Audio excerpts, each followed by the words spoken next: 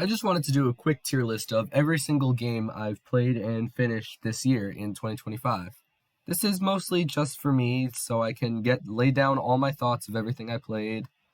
But if you are interested in what I thought about these games, feel free to give it a watch.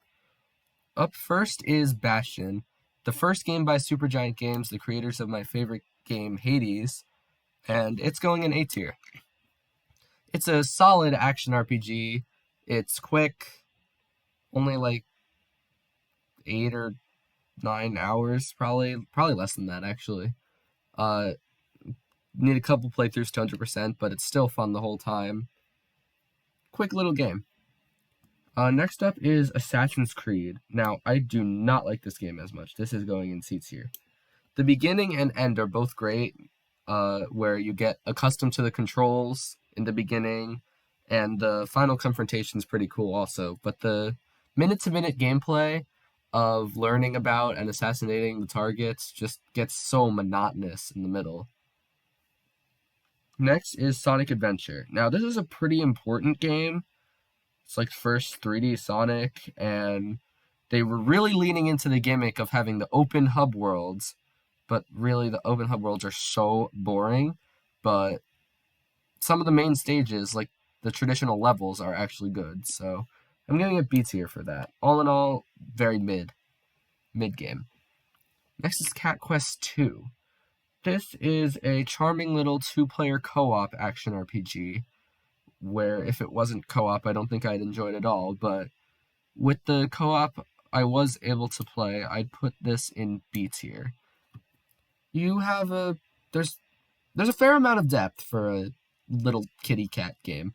There's warrior and mage classes that you can mix and match to create a nice party of two. It's a fun time. Mario and Luigi Brothership. This one's going in C tier, honestly. I enjoyed Cat Quest 2 more than this, to be honest. This game gets so boring because you're really just doing the same two skills over and over to whittle down a boss's HP for an hour. And yeah, the timings, the quick time events that you need, they're cool at first, but they really just get so boring quickly. Story is also nothing to write home about. It's 40 hours long. Nintendo games have no business being 40 hours long, as you can tell by this example. Next up is Portal. Everybody knows Portal. Everybody loves Portal. I don't love Portal. It's okay. First game's very short, like 3 hours long. It's fun, but has nothing that makes me want to go back to it. The puzzles are interesting, but I don't really have any motivation to go back and do the hard mode challenges or other requirements for 100%. Probably play the sequel at some point, but it's an alright game. Now, Subnautica, on the other hand, this game is awesome. I don't think this game needs much introduction, but it's really like the best survival game I think you could possibly ask for. I'm not really very into survival games, but this one was still amazing. The progression's great. Don't make the same mistakes I did. I didn't make a vehicle or a base until like 10 hours in. You need to do those things, but it's really the learning experience. You learn as you go. If I did a second playthrough, it would probably be 10 hours shorter just because I still have all the knowledge from my first.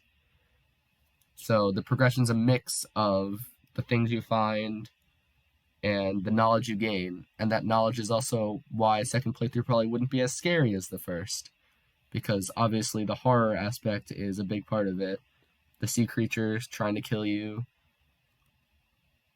But you get used to it. You get used to fighting the things. Yeah. Miitopia. This is going in A tier because it's not super groundbreaking, but it's such a fun RPG. It's so cute. It has the best Mii Maker out of all the Mii Makers. decent amount of depth for an RPG. I didn't even do the post game. I just stopped after the main game. I've heard heard the post game is very long, but yeah, you make a party of 4. You have to make multiple parties of 4 throughout the game, and it's a 4-player turn-based action RPG.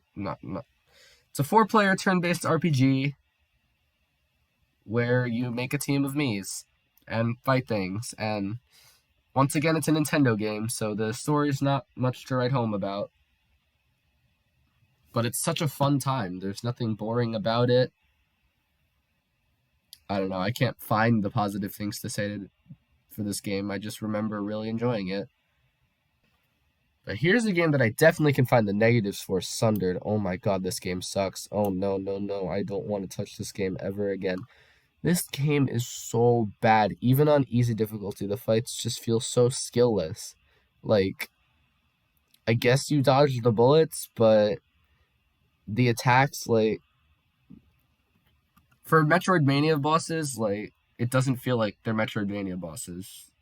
Like, in later games in this list that are Metroidvanias, you have to dodge attacks like a performance almost, but this game has none of that. The bosses are just big damage sponges. You just have to mash the X button on. Like, it's so boring. Oh my. Next up is Celeste. Now, I see why this is a lot of people's favorite game, but it's not mine. That being said, it is really fun, so I'll put it in A tier. It's a fun platformer. Story hits home for some people, but it didn't really for me. This game really keeps you engaged the entire way through. But I wouldn't call it a masterpiece like some people would, and like some of the games later on this list. Like Nine Souls. Nine Souls is one of those masterpieces to me. The parry mechanic, the story is not that bad. The bosses are obviously the main highlight of the game. You know, the 9 souls, which the game's named after. But learning these boss fights, it's like 9 mini experiences in of themselves. And you get better at the game as you go, but each new fight is a chance to learn and grow. This game's definitely not perfect. Like, the exploration kind of sucks, especially compared to foreshadowing Hollow Knight. But the exploration is not its strong point. Fighting 2 enemies at once is not good in this game. But the bosses are really that good. Next up is Transistor, the next Supergiant Games game. It's alright. I'll put it in B tier. I only did one playthrough of this one. It definitely feels slower than Bastion. The story is not as clear. I could kind of see where it was going, but I feel like I need to do a replay to fully understand it. It's a good game, don't get me wrong, but it didn't blow me away. The Outer Worlds is a great game. I'm going to put this in A tier. This one's mostly about the writing and the characters. The Outer Worlds is great. The combat isn't really its strong suit. It's pretty bland gunplay. But where it really shines is the characters and world building. The main premise of the game is that it's an over-corporatized mess, which is kind of ironic, which we'll get into later. And the companions that you help by doing their quests that also serve as your party members are quite interesting. I really like them in this game, as well as the few main worlds you go to, with which each are ruled by different companies and have their own unique traits about them.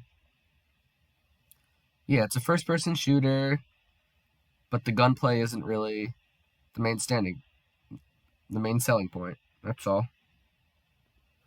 Now, Deltarune. Toby Fox has done it yet again. Manages to sell half of a game for $25, and everybody loves it because it's great. And it's 10 hours long so far, and half of it is the free part, and only 5 hours is new. But we love it anyway because it's Deltarune, and because the music is great, the story is great, the gameplay is pretty good too. Yeah, everybody knows Deltarune. If you've ever been in the community for this game, you'll know it's insane in such a fun and unique way. Like, it's an indie game community, and I'd have it no other way. Next game is Final Fantasy II. This game's also terrible. This game is, what if we took Final Fantasy 1 and made it bad? The skill leveling gimmick is terrible. The character's story is also terrible because Final Fantasy 1 was more of a blank slate hero's adventure. This one tries to do more and utterly fails, in my opinion. All right, I think I'm experiencing a bit of whiplash because we're right back up to I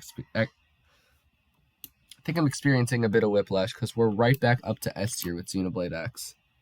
This game is massive, expansive, open world JRPG, which is owned by Nintendo exclusive, but not developed by Nintendo. This series pushes Nintendo's hardware to its limits, and I wish Nintendo didn't buy them, because if I could play a Monolith Soft game on a non-Nintendo console, like, our minds would be blown. This game already looks stellar. This game already plays amazing. The story's not as great in this one because it's more side content and, like, farming focused than the other Xenoblades. There's not really as much of a main story. It is there, but not as much in the forefront. But yeah, I love this game so much. Put 100 hours into it. Didn't even really do everything. It's just a really big game that's fun the entire time. Next up is Mario Kart World. This game is going in C tier because there's nothing wrong with it other than the fact that it's worse than its predecessor in pretty much every way. Still super fun to play. Great party game.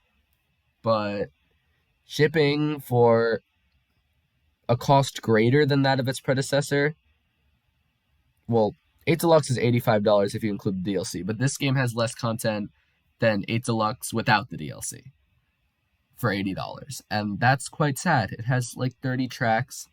The open world mechanic is not fleshed out well at all. They did release some updates to it, which fixed a lot of the problems, but I had already bounced off it by then. Too little, too late. Still fun, but it's just not the best kart racer around anymore. Alright, Moonlighter. I honestly might have to put... I don't know if I put this in C or D. I put this in D just because I would not recommend this to anyone. Like, it's not as terrible as these two, but I see zero reason to play it. Like, why would you play this game? Because if you want a roguelike, go play a real roguelike. This game is not a real roguelike. It has procedurally generated dungeons that you go into just to get money. Not the random loot doesn't even matter because its only purpose is to sell it for money, which you then use that money to buy a linear progression track of items. If you wanted roguelike adjacent gameplay like that, just play Cult of the Lamb. Yeah, there's zero reason to play this game. Like, the Zelda-like dungeons are interesting, but just go play Zelda then. It does nothing that it wants to do well. And I dropped it midway through playing the DLC because I was just so over it after 15 hours. Next up is Crystalis. This is an older game for the NES that I really enjoyed, actually. It seemed to push the hardware to its limits and was a really fun action RPG. Didn't overstay its welcome. It was about 10 hours long. That's actually pretty long for an NES game. But this is really impressive to me that they were able to do this on the NES when some of the games on the console after it, the SNES, look like hot garbage. This one manages to stay on top. I really enjoyed this one. Pokemon Fire Red. Hopefully I'll get to at least one a year of these. I'm going to play one game of each region. I want to play all the regions of Pokemon and really just know more about Pokemon. This game's alright. I'd say it's B tier. It's a great main story. I played it with fast forward on an emulator. This game would be probably D tier without fast forward. We don't have the patience for that these days. We're all iPad kids scrolling away. So I used playing a game on an emulator on my phone as a way to pass the time without doom scrolling and get something a little bit more productive done if I want to play on my phone. The game itself is pretty good. I did 100% it, which kind of sullies my outlook on the game because grinding in Island 1 to level up Dragonite and Tyranitar and all that gets quite monotonous. Like, half my playtime in the game was post-game. The main game was fun, but the post-game was not that fun in terms of obtaining all the Pokemon. But overall, pretty fun experience. Probably do Heart Gold next year. Next up is Hollow Knight. Hollow Knight, even more so than Deltarune and Subnautica, this one really needs no introduction. Everybody knows what Hollow Knight is. So I will go over an important experience I had with Hollow Knight. I feel like this is like a canon event for everyone. I've heard people say what I'm about to say about Hollow Knight more than any other game. And this happened to me. I didn't think this would happen to me. I don't usually agree with everybody on something like this, but I did not get into this on my first playthrough. Like 2.5 years ago, I tried playing Hollow Knight, bounced off of it quickly. This year, when that Nintendo Direct saying Silksong's out in 2025 happened, then I got him Hollow Knight, and I loved it. So many people have said that, which is so interesting to me. I think it's just because the beginning of the game sucks. The first 3 hours before you get to like the first Hornet fight is really boring, and then it gets really good after that. Wild design choice to me. Like, I've tried to like play Hollow Knight mods and start new playthroughs, but I never can get into that. I think it's just after being powerful and having a really fun game towards the end of the game, the beginning of the game is so boring. And that's why so many people probably get turned off by this game. The difficulty wasn't really a problem to me. I feel like I'm getting pretty decent at video games in general. I think. That's just my assessment. But yeah, Hollow Knight's great. Let's move on. Alright, next we have Final Fantasy Adventure for the Game Boy. This game's pretty bad. Let's be honest here. It's fun, but I played this fairly after Crystalis, and they're both the same type of game. They're old action RPGs that kind of play the same way, but Crystalis was better in every way. So the fact that I played this after Crystalis made me think lesser of it, I think. But for a Game Boy game, it's good. Okay, next is Kirby Starcross Worlds. This is only an assessment of the new DLC. I had played the base game before this. This game is beautiful. Like, I really noticed a jump in the quality and frame rate from the Switch 1 to this version. Like, I'm tempted to do another playthrough of the full game, but I don't think I will. It wasn't that good, so it's going in A tier. The new levels are great. My one complaint is that this one's actually not long enough. Most games I'd say are honestly too long, but this one's not long enough. The DLC is 3 hours long for $20. So if it wasn't also an upgrade in quality and frame rate, I'd probably put this down a tier. But playing these new levels with the beautiful upgrade is great. The new levels in themselves are really good. It's just more Forgotten Land, and it's better Forgotten Land. What more could you ask for? Donkey Kong Bonanza, that's what. This is going in S tier. Donkey Kong Bonanza is the successor to Mario Odyssey that we need. Everyone was expecting the new 3D Mario, but 3D Mario team made this, and you can really feel it, because you could tell it was made by the same team as Odyssey. Because it has the same kind of charm, while also being a very different game at the same time. They both have emphasis on movement, while this one's also about destruction.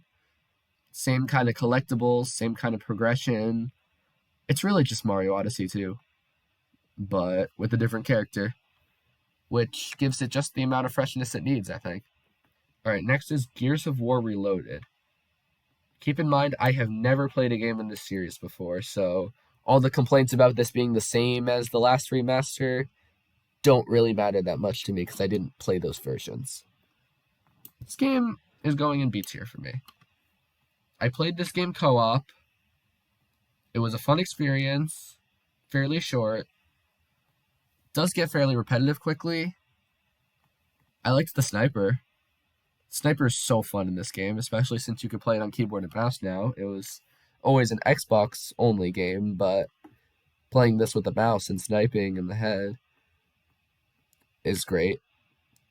The multiplayer is not fun at all. I would only play the campaign in this game. I found it hard to follow the story. Like, it seems like there's supposed to be some stakes there, but I don't really feel it, since the character's dynamics is, like, so cliche. Like, with the bro hug kind of gimmick. I don't like that very much. All in all, decent game. Might play the other ones. Definitely will if they get remastered like this did. Because looking at the Xbox 360 versions, they look super dated. Next is King of the Bridge. This is a more lesser-known indie game. It's a chess game where you play like this unfair chess against a troll, and it really only takes like 2 hours to learn all the rules and start to be able to get towards the win. So it's a short little adventure that I really liked, actually. It changes the way you think, but once you know all the rules, it kind of just ends there. There's a lot of achievements with beating the game in certain conditions, like beating the game without cheating or beating the game quickly. Like, there's a lot of challenge runs to do that I really didn't do, but this game's still fun. I might pick it up and do those every once in a while. It's just that kind of game. Alright, next is Ico. This is an old PS2 game that you can really tell it's an old PS2 game. This one's alright. It's a puzzle game where the like D tier level combat, but the puzzle solving, the world is nice, especially for a PS2 world. It's pretty. The puzzles are pretty good.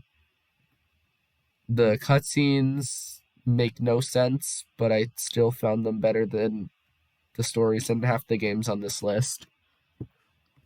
It's a pretty good game, all in all. Alright, next is Splintered Fate.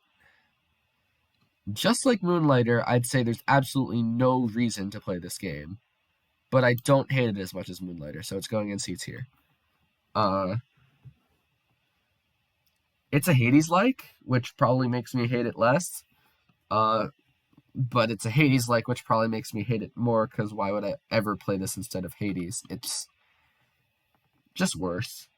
There's a couple broken things you can do that are fun, that just destroy everybody, but it's so unbalanced to the point where you can see it every time you play. It's not a good roguelike. At least it is a roguelike, though, when it's trying to be, unlike a certain other one.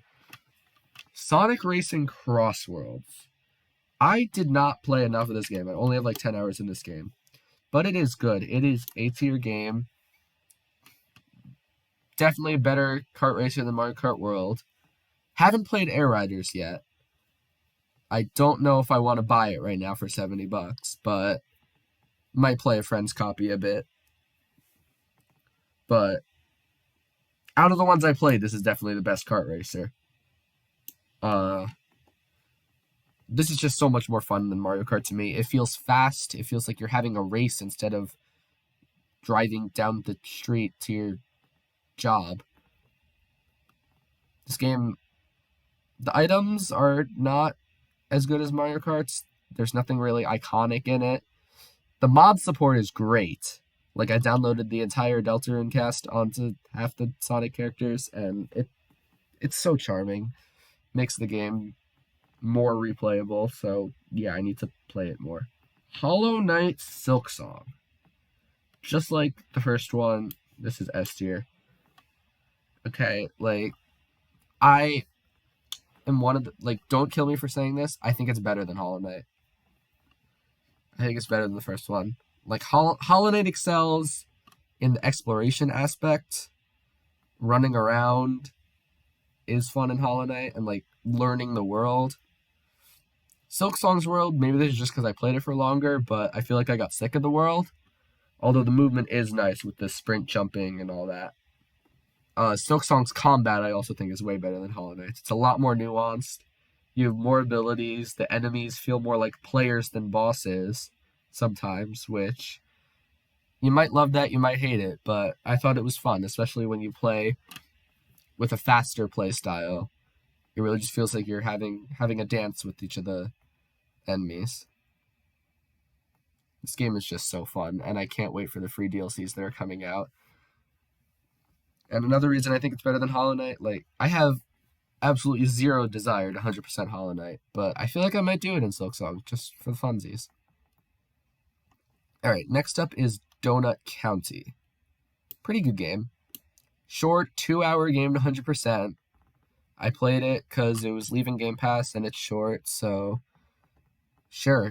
And I love Neon White, and this was maybe the same guy as Neon White before that. Charming experience where you eat everything as wholes, and all the characters speak like they're 3 years old in the 2010s for some reason.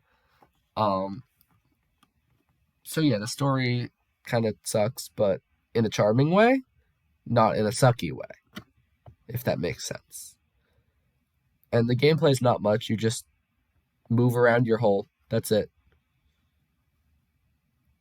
Start Again. This is the prologue to In Stars and Time, which I have not played yet, but I hopefully will soon, because this is good.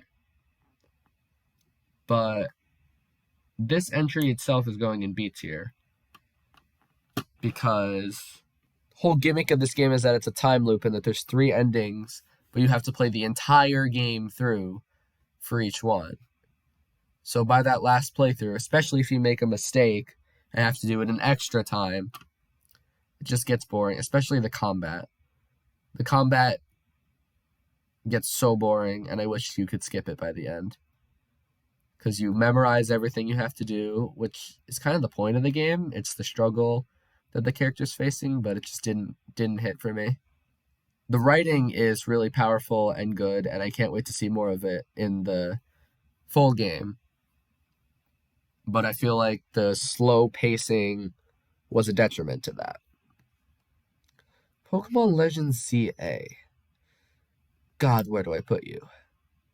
So many things wrong with this game, but it's also fun at the same time, so it's going in B tier. I was so excited when this game got announced because Legends Arceus is my favorite Pokemon game. Definitely the only Pokemon game that I put in S tier. Legends Arceus, I love that game so much, and then this game feels like it stepped on all of that. So many of the things that I thought would be mechanics in every Legends game, like the semi-open world zones, are just gone here. Like, it felt like there were real stakes whenever you were out battling things in Arceus. None of that's there in ZA. The characters are really good, though. It's more well-written than some of the other games. But God, I just want to go back to Arceus whenever I think about this game. Also, the DLC is supposed to suck. So I don't even want to try it. If I wanted to throw $30 at something, I would pick a good game. So I can't even fairly rank the DLC, but I've heard it's really bad, and yeah. All right, Unbeatable White Label. This is a really good rhythm game.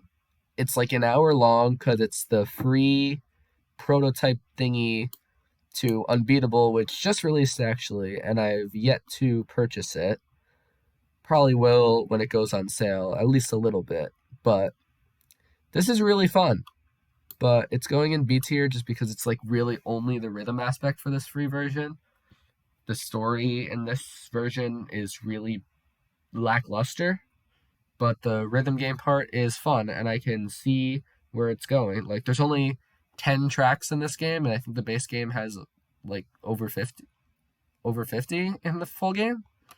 So I'm excited to give that a shot sometime next year. Rivals of Aether. This is a good game.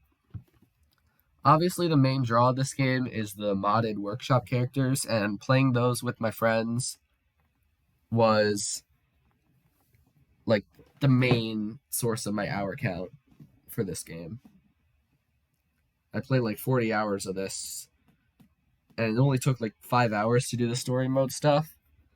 The rest of it was just workshop characters with friends, and it's really just a blast to do whenever you want. Sonic Mania. There's another case of I hate this game, but it's also a good game, so it's going in B tier. This game, it's really good for a classic Sonic game, but it's just rage bait. It'd probably be A tier if it didn't have platforms that insta kill you when they crush you, even if you have ring. The platform should not be scarier than literally the final boss. That's bad. Trombone Champ. Oh, I love this game so much, but like it's also not a masterpiece, so it's A tier. But this game also pisses me off at the same time. So the regular gameplay loop is so funny, so great. The fact that it has Steam Workshop support, as well as external mods that all work and integrate together and all count for progression in the game. It's just a great rhythm experience. But they rage baited me so hard where at the 10-hour mark, I was like already out of good songs to play. So I was playing pretty boring things to reach the 100% because I was already close, which I hit at like 14 hours. Then what happens right after the 100? What happens right after I get the 100%? They release DLC, really good DLC after I've already unlocked everything in the game. If only this DLC had released before I suffered through more boring songs just to reach the end. But I did get the DLC because somebody in my Steam family wanted me to. We'll probably both play it and have a bit of a good time. They seem like fun songs to play, but it's just annoying that I couldn't use that towards my progress of the full game. But it's a fun time regardless. Phoenix Wright Ace Attorney. This is another good game. This was my second playthrough of this version. I played the HD version of the first game last year, and I played the DS version on my phone this year. And they're really the same game. The DS version is pretty charming, actually, with it being pixelated and all, and being on 2 screens. I feel like it works really well for this game. I somehow have only played the first game still. I own multiple of the collections now, and I have only played the first one out of 10 games, and I've played it twice. I really need to get on that. All right, The Outer Worlds 2. This is also A tier. The gameplay is way better than the first game, but I wouldn't say the worlds are, or the characters. The characters is very subjective. Some might like the characters in 1 better, which I do. Some might like the characters in 2 better, which I don't. I'm not saying they're bad, but the gunplay in this game is so much better than the first one. It's really just the first game built upon, and I'm excited for when they release DLC. Weird thing about the DLC, the DLC pass launched at $30. It's already down to $21. Yeah, the DLC pass has been dropping in price at the same rate as the base game, even though the DLCs are not out yet, which I find quite interesting. But when the DLCs come out, I'll be able to buy them for like $20. So I'm excited for that. Ball Pit is another A tier game because it really doesn't overstay its welcome the way a lot of other Vampire Survivors type games do. I am almost at the 100% mark for this game, finishing it up right now, 25 hours in, which is pretty short for one of these games. It's definitely less depth in it than a lot of roguelikes and survivors likes, but I'm okay with that because I'm ready to move on. But it is a lot of fun to make builds in this game, even though there aren't as many as some other roguelikes. Like, there are a few standout builds, like you can just flood the screen with balls or make really high damaging balls. There's a bunch of different ways to do it, and it's really fun. All right, finally, Rift of the Necrodancer. I'm still playing this one, actually, but almost finished with it. I'll probably finish it today, actually, as I'm recording this. This game is a B tier one for me. This is yet another case of I don't think I like this game very much, but I also think it's masterfully crafted and objectively good. This game is such rage bait. Even on easy difficulty, I feel like I'm getting destroyed, and it's more frustrating than fun, but it's also great at the same time. I don't know how to describe it. I'm in a love-hate relationship with so many of these games. So I feel like I just meet in the middle and put those in B tier. Yeah, Rift of the Necrodancer's here. And last, I just want to mention Hades 2, because I mentioned that Hades is my favorite game of all time, but Hades 2 is not on this list. It's because, for certain reasons, you know who you are. I haven't finished that game yet. I'm only like 20 hours in. I think it's going to be an S tier, but definitely, I wouldn't say definitely, it could blow me away still, but I don't think it's going to top the first one for me. I don't even think it tops Silksong, to be honest. But Hades 2 is a pretty good game also. I just need to get back on it. I haven't played it in like a month, and I really need to finish it. Alright, I've now went and painstakingly ordered all the games from my absolute favorite to my absolute least favorite this year. Some of these were really hard to order. S, C, and D are pretty definitive. These were easy to put in order. The games I really like the most are up here. A and B, however, were way harder, especially B. Like, these games in B, I feel pretty similarly about all of them. They're all okay to good games. A is also a bit of a gray area. Like, a lot of these ones in A are also kind of interchangeable, but this is what I landed on. My number one game this year was Silksong, and my absolute least favorite game I played this year was Sundered. I hate this game so much. One final addendum, here's all the games in order of how long I played them. Some of them aren't exactly precise, but in general, Xenoblade X is what I played the most, and White Label I played the least, with only like 1 hour. You can see the clear outlier here. I was not expecting Xenoblade X to be the only game I played for more than 50 hours. These two got close. It was like 48 and 47. So yeah, all in all, I had a great year, and I hope you did too. See you in the next one, if I ever actually decide to make a video again.